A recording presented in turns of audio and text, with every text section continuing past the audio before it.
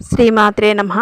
లలితా శాస్త్రంలో 10వ శ్లోకంలో మొదటి పంక్తిలో శుద్ధ విద్యాంకురాకార ద్విజపంక్తి ద్వయోజ్వలలో అమ్మవారి దంతాల గురించి, అమ్మవారి పై దంత పంక్తి అంటే మీద పల్ల వరుస వేదాలు ఉపనిషత్తులు అయితే కింద పల్ల వరుస అమ్మవారి షోడశాక్షరి మంత్రం అని తెలుసుకున్నాం కదా.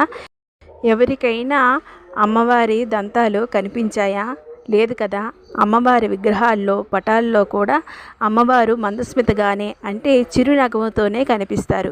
కానీ ఎక్కడ అమ్మవారి దంతములు మనకు కనిపించవు.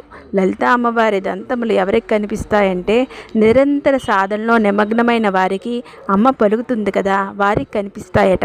మరికొందరికైతే సునాయాసంగా కలలో కనపడతాయట. అమ్మవారు మాట్లాడుతున్నట్లు పూర్వజన్మ సుకృతమేమో కదా. అయితే అమ్మవారి నోట్లో పై దంతాల వరుస 16 అయితే కింద దంతాల వరుస 16. అయితే లలితా పారాయణలో శ్లోకాలన్నీ కూడా మీద వరుసలో 16 అక్షరాలు ఉంటే కింద వరుసలో 16 అక్షరాలు ఉంటాయి.